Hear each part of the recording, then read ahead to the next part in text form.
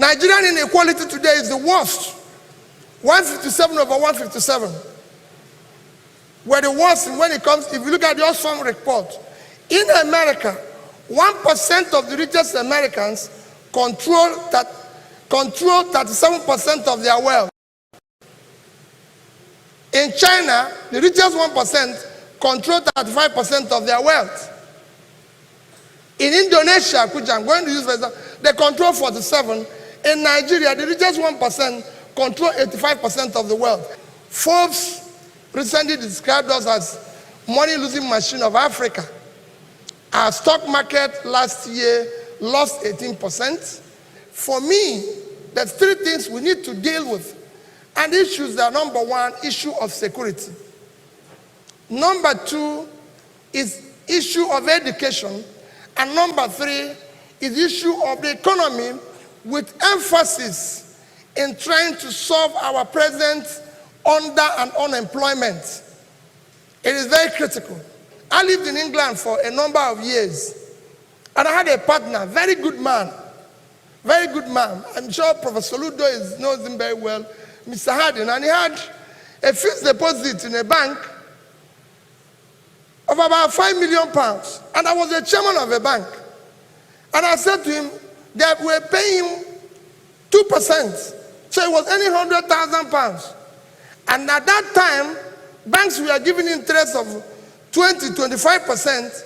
And I went to him and said, Mr. Harding, since you said you're going to give them additional £1 million, why don't you give it to me?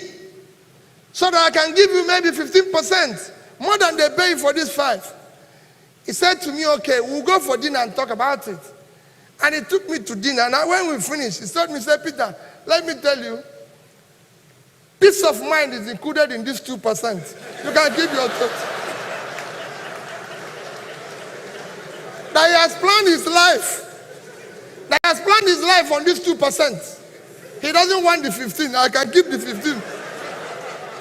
And that is the foreign investor you want to attract. Because he needs to have peace to enjoy his 1% and everything. And that's it. So it is critical that we know we need to provide security. It's not how much you have. It's what you do with it that counts. Today what you hear is revenue to GDP. Can we talk about cost of governance to GDP? That is the problem. Prophet Saluda has just told you how a governor, the wife had to work for them to be able to buy car. RAV4, yeah. You could see it. That is the situation everywhere. The cost of governance in Nigeria is unacceptable. It's the most expensive anywhere in the world. Just to use another example from the same America to show you, the Nebraska is not one of the big states in America. Nebraska budget this year is $12 billion. Nebraska is the only state in America where you have what you can call a single legislature. They don't have Senate, and this is the only state in America. Nebraska have 49 legislators. They are paid $12,000 each. They are part-time. $12,000 each. Nobody buys them a car, nobody buys them anything. Nebraska budget, I've told you what it is. So they buy 600 million, the 600,000 is the entire thing they pay to their house, as salary and everything. Nebraska budget is about 3 times the actual expended budget of the entire Southeast and Northeast. If you put these 11 states together, Nebraska is 3 times that. These 11 states have over 270-something House members, costing over 16 billion annually for what they are doing for 183 million naira. That is the cost of our, the cost can go on and on. In France, the number 3 person had just resigned. All of you have read it and everything. Why? Because him and his wife was found in a restaurant on a Valentine's Day while he was speaker before he became minister, drinking champagne and eating lobster. Imagine in Nigeria, the French would have joined him. This is France where they make champagne, oh. Where they make the champagne. And on a special day, Valentine's Day. So the man said, okay, let me just, here, everybody would have joined the man for the best champagne. So let's talk about cost of governance. I can tell you, having as the governor, nobody can tell me that our penny cannot do more than what it's doing today. And listen to where you have somebody who is owing a 2-month salary. He says he's owing only 12 and he wants to go again. And people are giving him an award. I watched it in TV. They said, you're owing a 2-month salary. He said, no. It's just about 11, 12. And he wants to go again. I saw one recently who said, oh, he's not owing any salary. He's only owing pension and gratuity. You saw it. That's only pension and gratuity. He's not owing salary. And he's saying that he's the best governor. And the lists are there. We are debating whether we'll buy this type of car. We're going to buy this type of house. Or like Soludo said, this appointment is this and everything.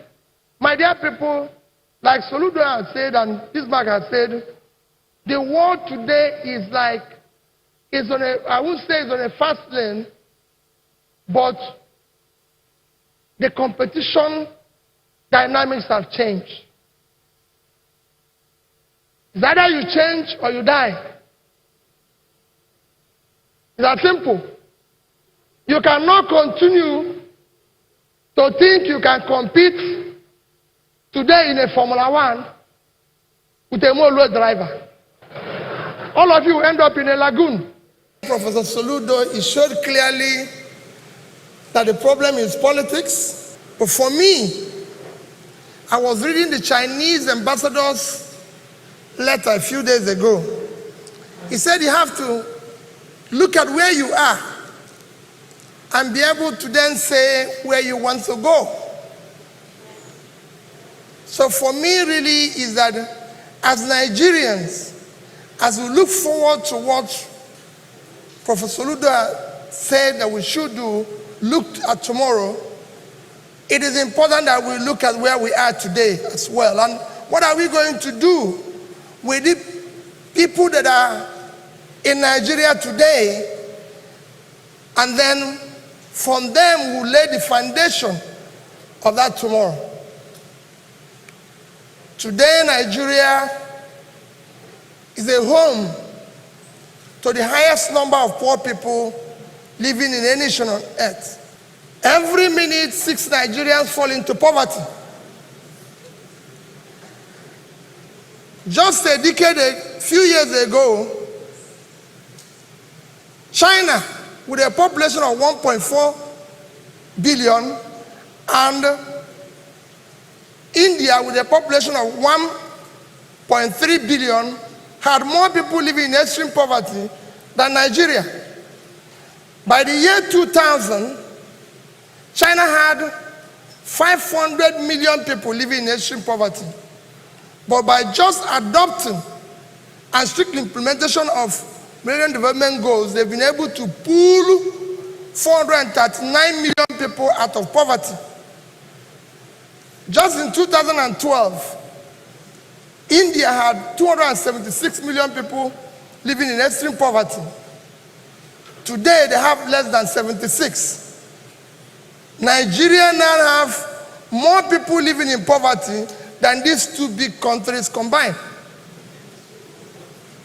And that is our crisis. And this can be collaborated when you look at our own HDI. If you look at the summation of human development is Human Development Index. This is a measure of how a system is developing. And it's categorized into very high, medium, and low. And if you look at it today, Nigeria would have over 157 in position, is among the low. And if you look at the critical components of it, there's three of them. One is life expectancy. The global life expectancy today is 75 years. Nigeria is 54. 20-something years below. In fact, Nigeria is the third lowest. It is very clear. The second is education. Nigeria today is home for the highest number of out-of-school children, 13.2 million. In fact, if you look at what the minister is saying is correct, it should be about 15 million. And if you look at it, of all the countries I'm going to use to show an example of where we are and what we want to do, which is countries that are within the BRICS nation and countries that are within the Mint nation, Nigeria is the only country where you have such a low literacy rate of 51%. All of them are on the average of over 90%. Nigeria is 51. And this is because of our own gross lack of the impact of education, which is what the previous speakers were saying. Number three is per capita. Per capita, as the professors have mentioned, is a measure, is what you can call a measure of living, because it's a measure of individual wealth of any country. Nigeria, unfortunately, is one of those countries where the per capita has been falling for years now. In the recent IMF report, it says Nigerian per capita will actually continue to decline until about 2025. This is about poverty. If you look at security, Nigeria is now the third most insecure place to live on the surface of the earth. We are now behind Afghanistan and Syria, and with daily killings, banditry, and kidnapping, it is being speculated that Nigeria will soon overtake them. Our underemployment and unemployment is one of the worst in the world. People will tell you it's about 25, it's actually over 30%. And with over 22 million young people in their productive age doing nothing, it is very worrisome. And of course, concomitant with all these devices we are seeing today, whether it's banditry, whether it's mass killing, kidnapping, and all sorts of things. These are what we are going through as a country. Our debt is escalating every day. If you recall, on May 1, I warned and cried about the debts we are piling. Because I was not an economist, because I hadn't had the opportunity of working in any of the Brentwood institutions, the Minister for Finance said, no, that we are going to spend our way out of recession. Today, all the economists at the Brentwood institutions are complaining about our debt with little or nothing to show for it. What is even worse, the debt is growing daily, and consequently, the service, what we require to service it, is worsening. And we are still piling up more debts. It's still growing. There are some economists and some Nigerians and some people who say, oh, our debt is not our problem, our debt to GDP is low, our debt to this is low. I don't disagree entirely with them. Our debt to GDP is low when you compare it to other developing nations whose GDP is actually in the region of 40-50. But it's not about debt, it's what you use the money to do that is the crisis. Yes, you can say our debt is low, but when you have little or nothing to show for it, then you have a problem because you're borrowing for consumption. We have countries, when we said about countries that are wonderful today and good today, one of them everybody cites is Singapore. Singapore debt to GDP is over 100%. Over 100%, that's 115% of their GDP is their debt. But what is the difference? If you go and see Singapore, in Constitution of Singapore, it says you can only borrow debt for capital project that will pay itself back. So all the debts they've borrowed over the years were invested. They're proper. They know where it is. Singapore today is building the biggest port under the sea that they will launch in 2050. That's where Soludo is saying we should go. So if they borrow money to do that, you go and borrow money for shaku shaku dance. You are finished.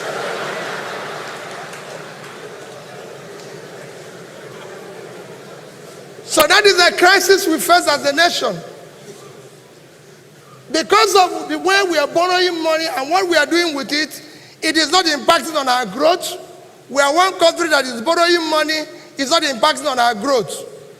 It's not impacting on per capita. Nobody is seeing it. We didn't see the bridges and everything that it was used to for. So our debt is worsening and we need to do something about it. Today, we are the most stressful country.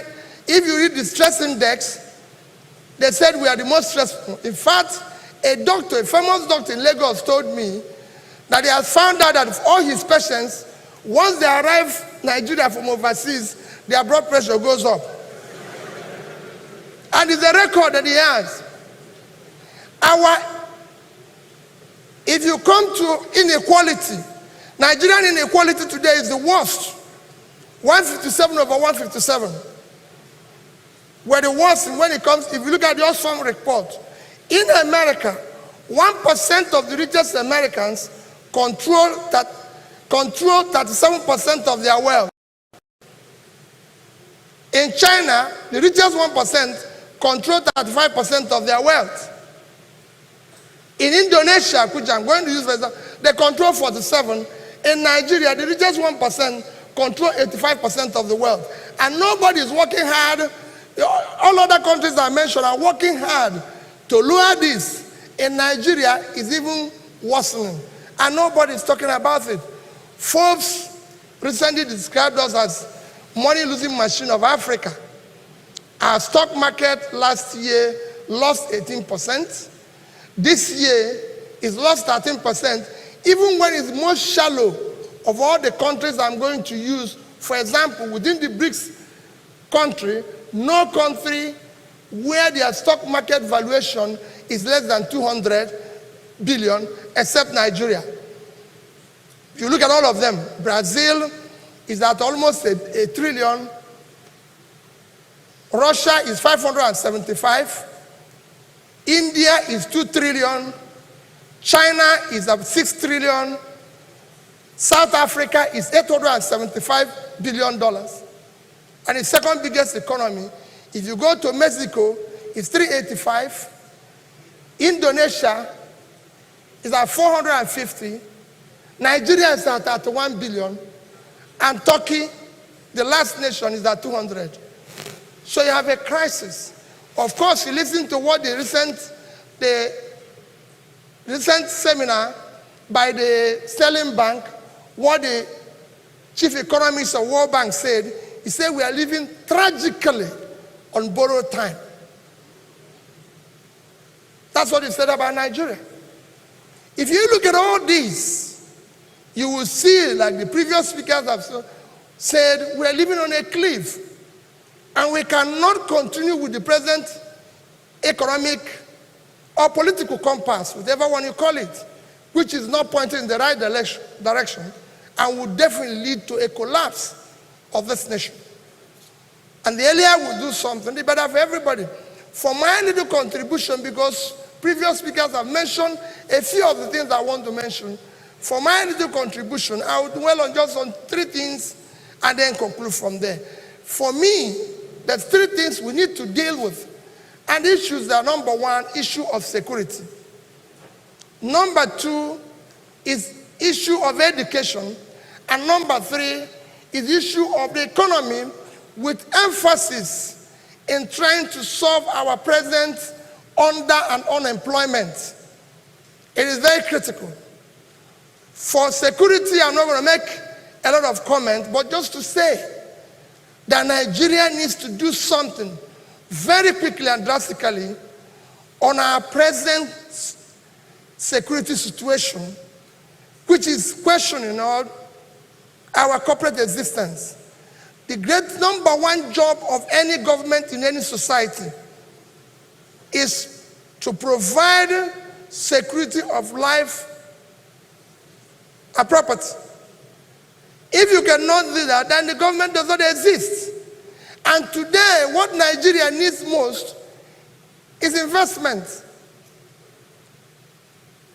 from local and from foreign direct investment.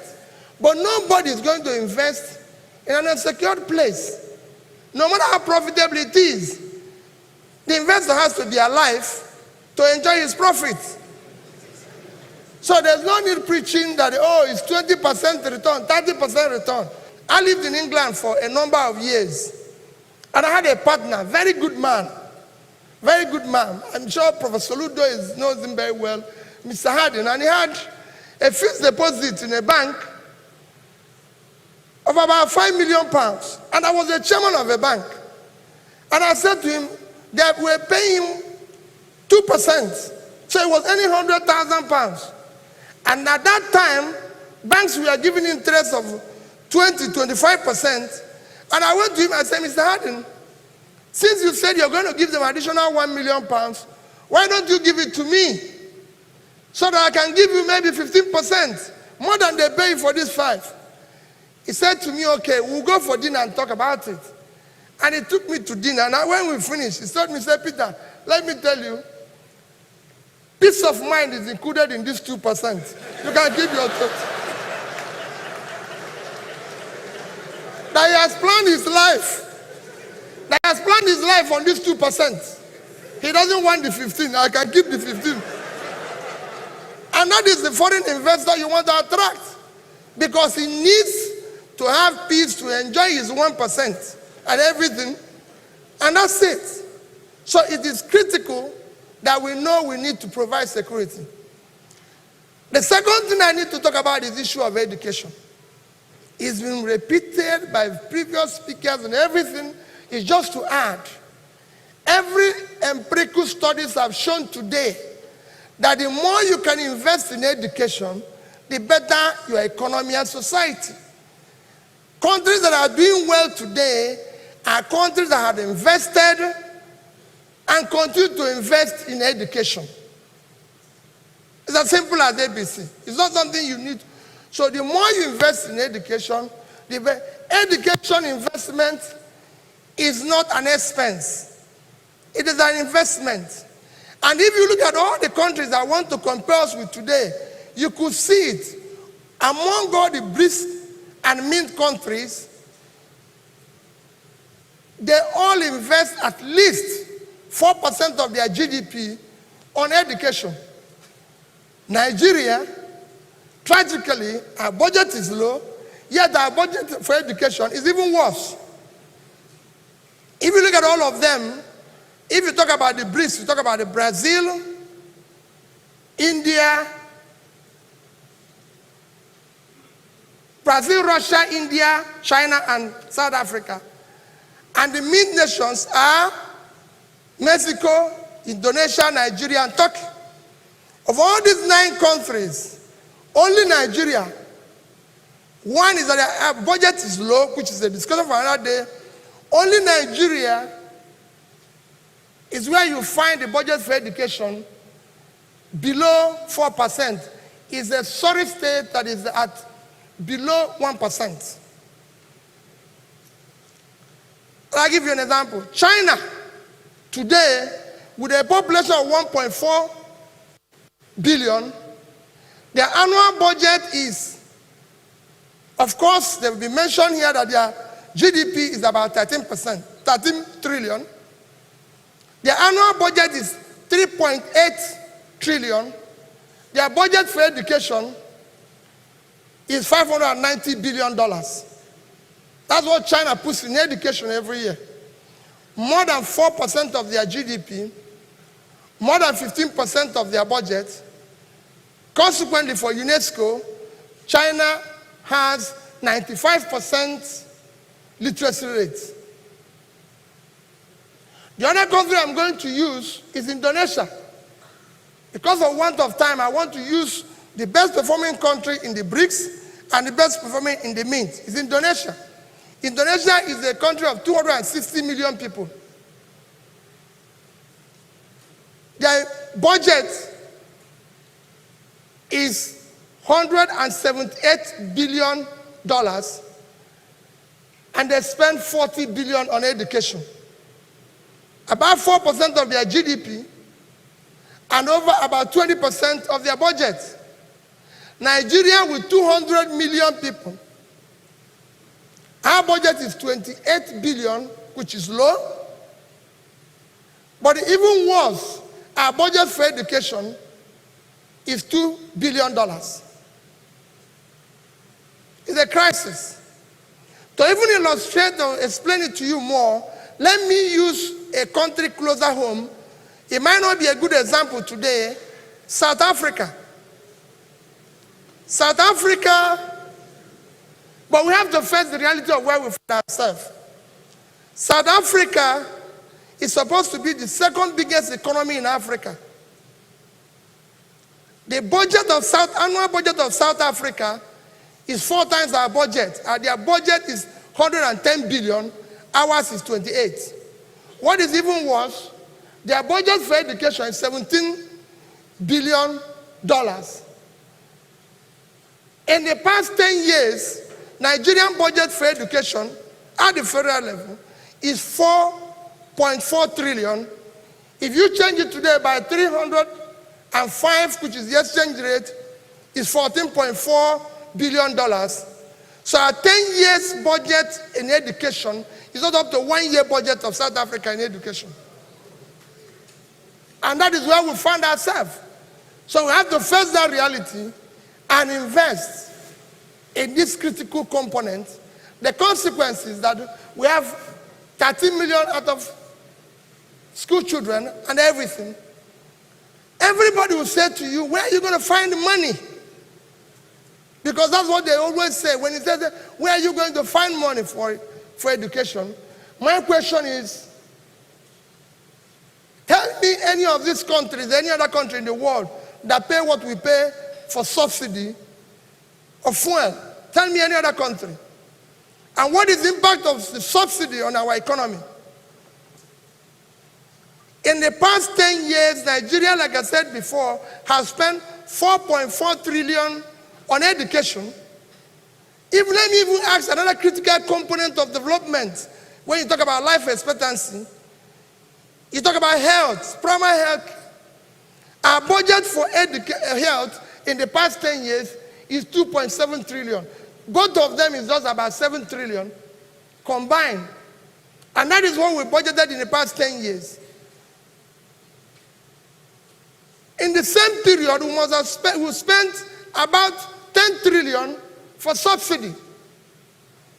And I can tell you, 75% to 80% of the money that is spent on subsidy is actually, let me not say what happened to the money, but all of you know. It can be better. It's misappropriation. It can be removed. If this money was spent on education and health, education would have received at least 2.5 times what was budgeted. The same thing for health. So instead of having about $15 billion for health, we would have had $37.5 billion. Instead of having $9 billion for health, we would have had 22.5. So education would have had 37.5, and health would have had 22.5. Over that. And if that money was properly utilized, I can tell you it would have impacted better on our economy today, on our per capita today, and to the country. But that money wasn't invested. You can guess what happened to that money. Or even like people say, where are you going to find the money? Recently, you saw the report that 1.6 trillion was stolen as an oil theft in 2016. And in 2017, another 1 trillion was stolen. So if you combine these two, it is 2.6 trillion, which is in 2 years, which is the amount you budgeted for health in 10 years. So where are these thieves? Let's all of us go and look for them. So these are the issues that I need to bring. That's where, so because people will say, where will you find the money? To go further, let me even talk about the issue of the economy. Let me leave education. I've told you that we can fund it, we can make it better. Let's look at the economy. With emphasis, like I said, on issue of underemployment and unemployment. Everybody knows that all various studies, and I'm happy that our famous economists here, nobody can talk about those brilliant economists we have in this country today without calling Professor Sukuma Soludo and people like Bismarck. They are among the best we have. And I'm sure they know that when you talk about the economy, you must talk about the issue of underemployment and unemployment. It is the greatest contributor to building a strong economy. If people don't have job, you have terrorism, you have banditry, you have all sorts of characters. If they remove any of us here from having a job, we are different things. It's as simple as APC. So you have to deal with that. And when you talk about the issue of employment of any nation today, whether it's China that we are celebrating, whether it's any other country within the BRICS nation or the MIT nation, like I said before, I still use China and Indonesia to show an example. All of them,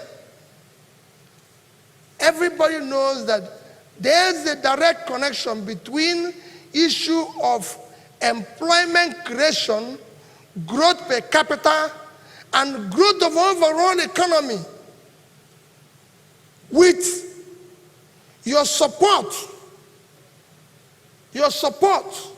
for micro, small, medium entrepreneur. Professor Gupta has said that Nigeria DNA is entrepreneurship. And I believe that. But that DNA is not being supported. What has happened is that we've abandoned this greatest engine of creation of labor, unemployment, without any support. And if we want to solve that, it is not a sophisticated thing. If you go to China today, using the example of the two countries I said before, if you go to China today, 92% of the companies are MSMEs. 92%. They produce or contribute 60% of their GDP. China GDP is 13 trillion. 60% is 7.8 trillion, which is 20 times Nigerian GDP. That's what this sector is contributing. They contribute over 60% of the entire industrial output, and they contribute in terms of jobs. They're employing over 70% of Chinese people. 800 million people are employed in China. 70% is 560 million. That is what MSMEs are doing in China. And government is aggressively supporting this sector. If you go there, you will see that Overall, I will show you the disparity when I finish telling you what is happening with them and what is happening here. China today is determined to create 10 million jobs annually from 2015 to 2020. In fact, in 2018, by the first 6 months, they've created 7.2 million, which is over 40% of their target. And that's what they're doing. China has unemployment rate of 3.7%. If you go to Indonesia, which is the fastest growing in the mint nation, it is a similar situation. 97% of the companies in Indonesia are MSMEs. And they are creating over 90% of the jobs. Indonesia, they are producing 60%, over 60% of the GDP.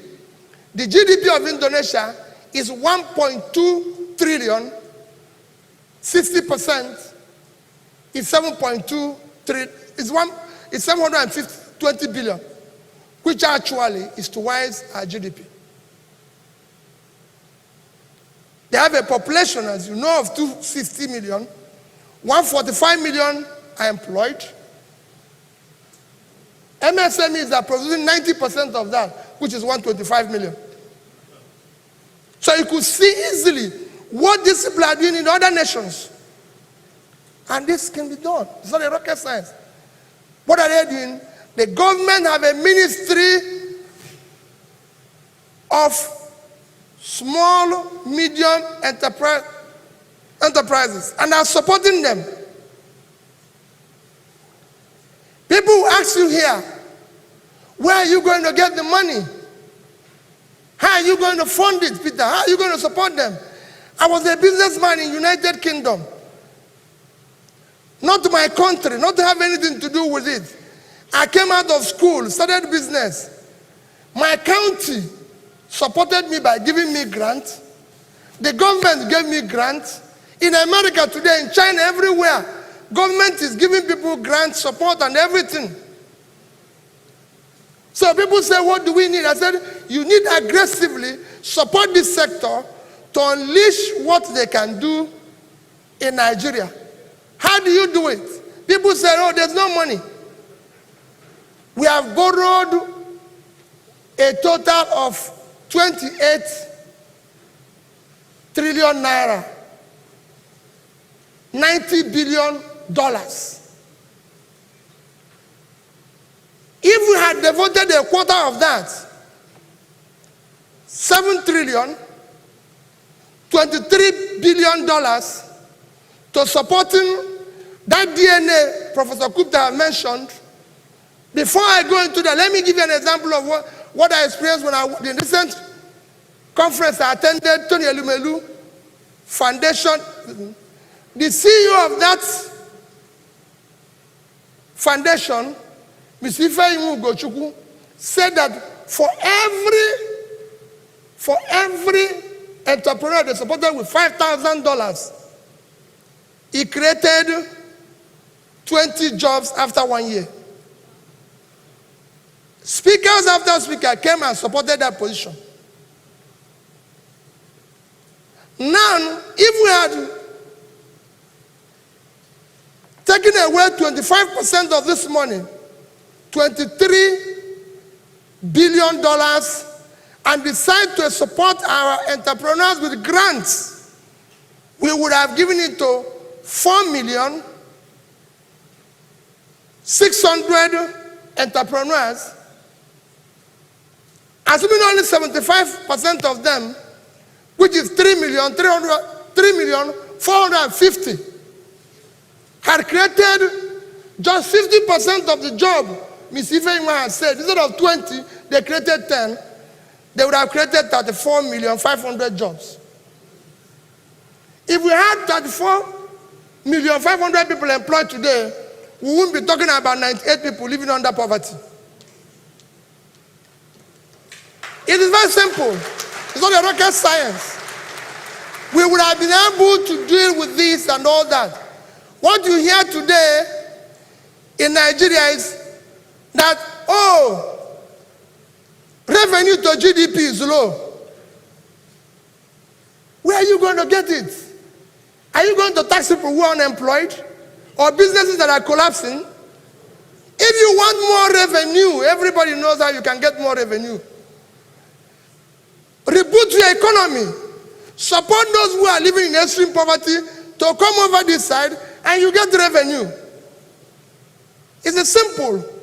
We have today taxable adults of 20 million when it should be more. If you want more, you just support them. Eligible workforce in Nigeria is 115 million. Those who are employed are just about 75 million. So you have 40 million people that are not doing anything. Support them. So stop talking about revenue to GDP. Let's talk about how do you now get these people on this side. If the more China put people out of poverty, the more revenue they received, to show you how bad it is and what the China is doing. If you go to our banks today, the total credit of all the banks, loans they've given out, is 15.5 trillion. Out of that, 4,000 companies or thereabout have taken 13.3. Call it about 3.3 billion each. The entire SMEs, MSMEs, 35 million. The entire loan to them is 500 billion naira, which is about 3% of 15,000 each. So they cannot contribute what their counterparts in China is contributing. In China, out of overall 30 trillion debts, MSMEs control 25% of it, which is 7.5 trillion. The consequence is that if you look at their tax revenue, they do not just produce 60% of GDP or 70% of unemployment, they also contribute 50% of the tax revenue. China funds its budget from tax revenue. 80% of their budget is funded by tax revenue. 80% is about 3 trillion, and MSME provides 50% of it, which is 1.5 trillion. In Nigeria, the opposite is the case, because these people are just living from hand to mouth. This year alone, about 10 million, half of this year, 10 million accounts became not operational again in Nigeria. Because you know why? People only open account now to beg for money. So once if it is shown that Nigerians withdraw money paid into the account faster than any other country in the world, because these people are just, once they beg you for money, you pay it in. By the time the money comes, it's already been withdrawn, because that is what it meant for, to go and eat. And that is the crisis we face. So people tell you, oh, we want tax to GDP or this. If you want that, the more you put people out of poverty, the more revenue you get.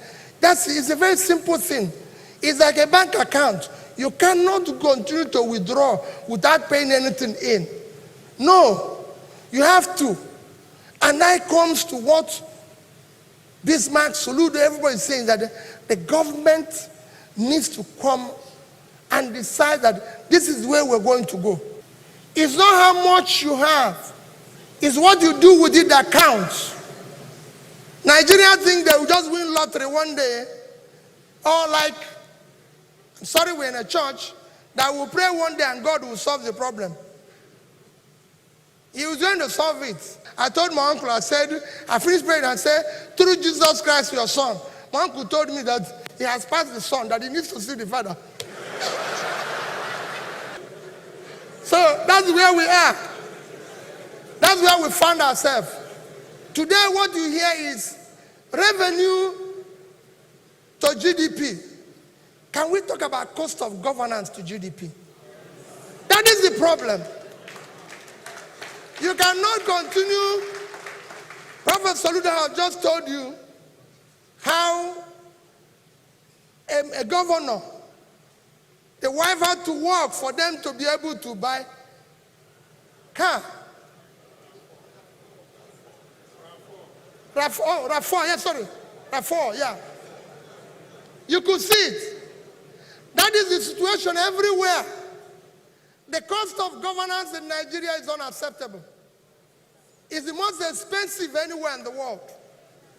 Just to use another example from the same America to show you, the Nebraska is not one of the big states in America. Nebraska budget this year is $12 billion. At 305 is 3,660 billion naira. Nebraska is the only state in America where you have what you can call a single legislature. They don't have Senate, and this is the only state in America. Nebraska have 49 legislators. They are paid $12,000 each. They are part-time. $12,000 each. Nobody buys them a car. Nobody buys them anything. Nebraska budget, I've told you what it is. So they buy 600 million. The 600,000 is the entire thing they pay to their house, as salary and everything, which you use 305 is 183 million naira. Nebraska budget is about 3 times the actual expended budget of the entire Southeast and Northeast. If you put the 11 states together, they are not up to 1.2 trillion. And Nebraska, so Nebraska is 3 times that. These 11 states have over 270-something House members, costing over 16 billion annually for what they are doing for 183 million naira. That is the cost of our, the cost can go on and on. People tell us of stories. In France, the number 3 person had just resigned. All of you have read it and everything. Why? Because him and his wife was found in a restaurant on a Valentine's Day while he was speaker before he became minister, drinking champagne and eating lobster. Imagine in Nigeria, the French would have joined him. This is France where they make champagne, oh. Where they make the champagne. And on a special day, Valentine's Day, so the man said, okay, let me just, here, everybody would have joined the man for the best champagne. So let's talk about cost of governance. I can tell you, having a president or as the governor, nobody can tell me that our penny cannot do more than what it's doing today. And listen to where you have somebody who is owing a 2-month salary. He says he's owing only 12 and he wants to go again. And people are giving him an award. I watched it in TV. They said, you're owing a 2-month salary. He said, no. It's just about 11, 12. And he wants to go again. I saw one recently who said, oh, he's not owing any salary. He's only owing pension and gratuity. You saw it. That's only pension and gratuity. He's not owing salary. And he's saying that he's the best governor. And the lists are there. We are debating whether we'll buy this type of car. We're going to buy this type of house. Or like Soludo said, this appointment is this and everything.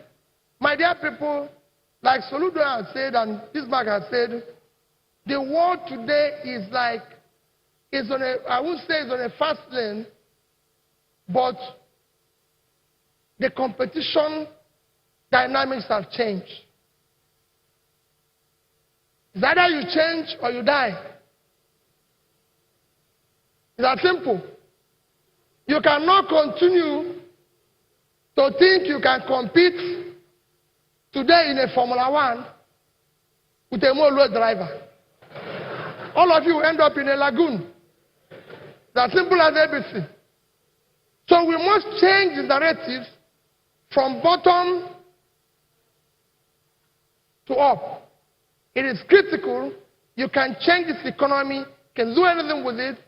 But my dear people, we have no other country except this one, and we must do something about this, or it will consume all of us. There are two very dangerous lies that religion tells in Nigeria. And the people believe those lies. Two lies. If our pastors and our imams and our traditional priests can acknowledge these two lies and engage, preach, admonish their followers to acknowledge these two lies, in 6 months, Nigeria will be a totally different country. Totally different. What are these two lies? Number one, religion tells us that the problem you are facing right now in Nigeria is caused by the devil. True or false?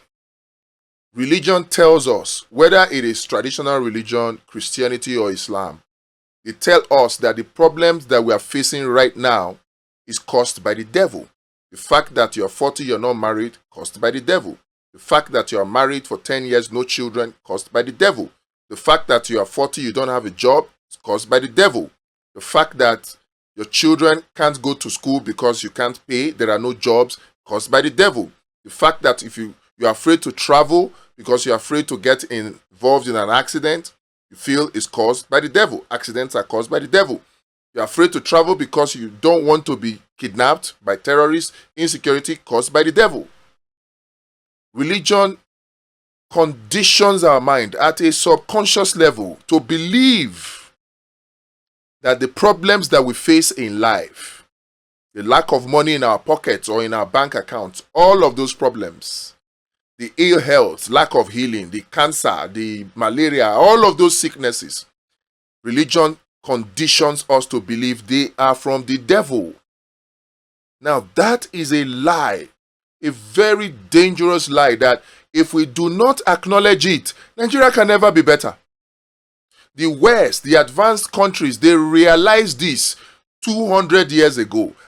They have not abandoned religion. So I'm not saying we should abandon religion, but we must understand the two very dangerous lies that religion forces into the subconscious and even the consciousness of every Nigerian.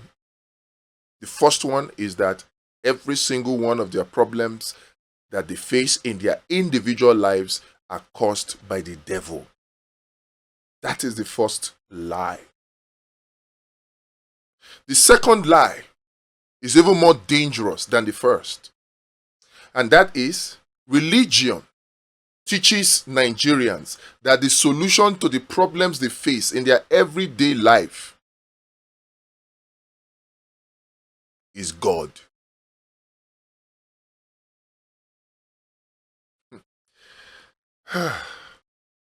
Only people who have open minds, who will sit down and think, will understand what I'm saying right here, right now. That is the very second big lie, a very dangerous one, that the solution to the problems that Nigerians face at an individual level and as a nation is God. And so, because people are now conditioned to believe this, what do? They pray to God. They serve God in the best way they know possible, so they can get that solution from God for the problems that religion has also taught them was caused by the devil. These two lies is what religion must address. Remember, I am not saying abolish religion.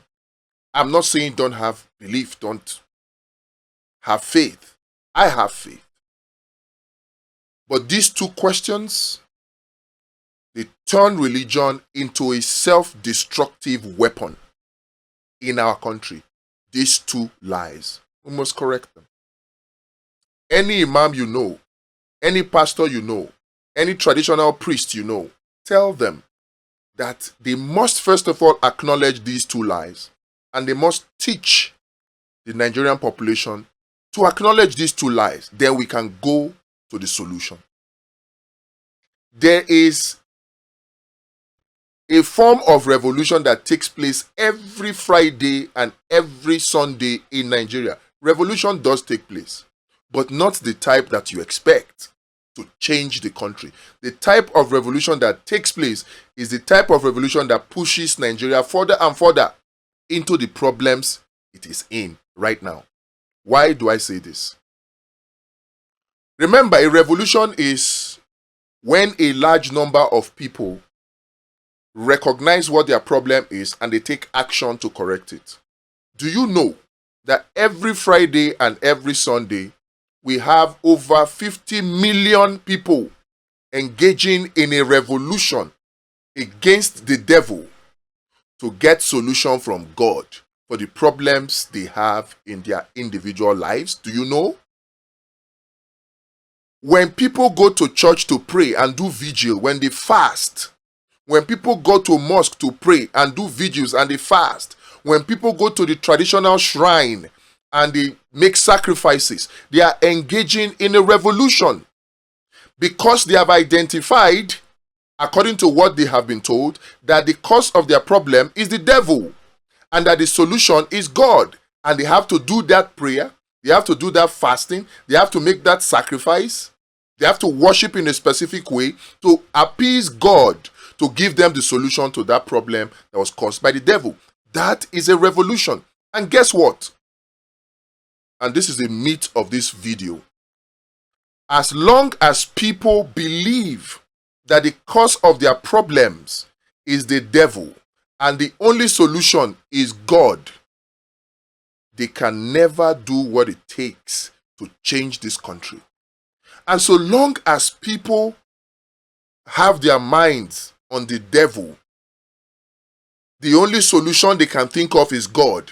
They won't care whether the government is corrupt. That's why it is dangerous for us to continue with these two lies. It is dangerous. Voter apathy is because of these two lies. When people believe that the devil is the cause of their problem and the solution is God, and you are telling them to come and vote in the right government so that their lives can be better, they don't believe you. They don't see you as serious. So they will rather go to the church, go to the mosque, go to the shrine in millions every Friday, praying for the same thing that they don't get. They would rather do that than to come out to come and vote once every 4 years for a president, for a governor, for a local government chairman that would change their life using government policies. So when you tell them to come out and vote, they tell you, it doesn't concern me, because they don't see it as a problem, not to talk of seeing it as a solution. But Nigerians, this message is a message that every one of us must imbibe. Government policies are the reasons Nigerians are suffering. It will also take government policies for Nigerians to start enjoying. But you need right people in government to come up with those right policies and implement those right policies. Instead of focusing your energy on the devil, instead of focusing your energy on God, the God that has given you brain so that you can give him rest, the God that has given you hands so that you can think with your head and walk with your hands and make your life and your environment better. He created man and he said, take dominion. Take dominion. God wants us to take dominion. But somehow we have been taught to believe that we should not even do anything. We should leave everything and God will come and solve it for us. No. Those are the two lies that religion is telling us, that we believe so much. So much. So much that we have taken our attention completely off the people in government. And that is where the problem lies. If you understand what I'm saying, please share this message with other persons. We need to educate the Nigerian public to let them see that they need to participate in governance, in politics. They need to come out and vote during elections to elect leaders that will implement the right policy. Why is petrol so expensive in Nigeria today?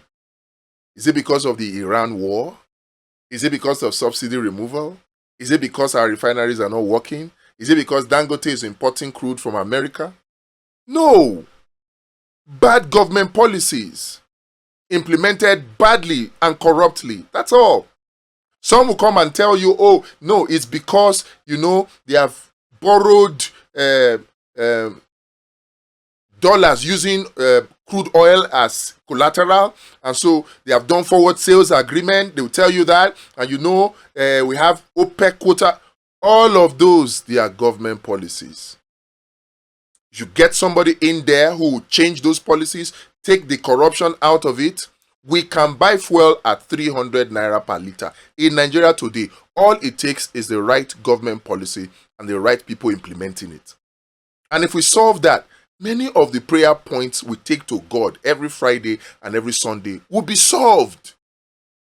And then you can worship God in spirit and in truth, not because you are expecting Him to give you one car, or to give you one house, or to give you husband, to give you wife, to give you children, to give you job, to give you visa so you can jackpot.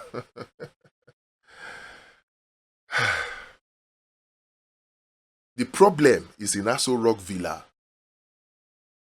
It's not in one coven anywhere. Think about it and let me know. Don't just insult. Don't just say, oh, this guy is teaching, is talking rubbish. No. Think about what I've said. Let's have a conversation around it. If the problems that Nigerians face individually is not caused by the devil, and the solution is not God, what then is the cause of the problem? And what is the solution? Every problem that every Nigerian is facing today is caused by bad government policies. Bad government policies. Remember, I didn't say, take note, I didn't say bad government. No. Bad government policy. Every problem that we face.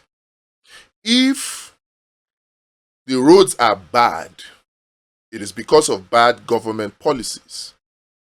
The implementation of it. When corruption enters, that is it. Corruption, do you know, is a government policy.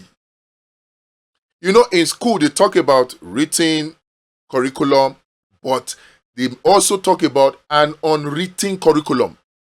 And if you're a teacher, you will know that they say that even the unwritten curriculum is more powerful than the written curriculum. So when we say government policies, there are policies that are written, but the body language, is it a body language of corruption? If it is, that is a bad government policy, and it will cause all manner of problems that people have in their lives. Many people may not realize it. But when you say youths are lazy, do you know it is a result of bad government policies? If a government wants to change the mass attitude, the general attitude of Nigerian youths, one policy implementation will change it. All this one you are saying Nigerian youths are lazy. Just one policy from government, you will be amazed at how much work the Nigerian youth can do. Government policies are the cause of our problems in our individual lives. Somebody is 40 years old, he has not married. Why?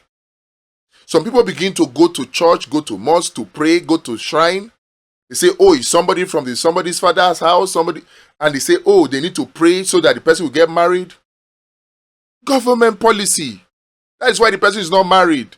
Now people know that it is very expensive to get married, to do the wedding, and then to stay in the marriage is even more expensive, and the jobs are not there to earn a good living to take care of yourself and take care of your family. So people continue to hustle. 20 years they are supposed to get married, they keep hustling till they are 40. And because of bad government economic policies, the jobs are not there, they struggle all through. So they find themselves at age 40, still not married, and they think it is one devil. No, it's not a devil, it is government policies.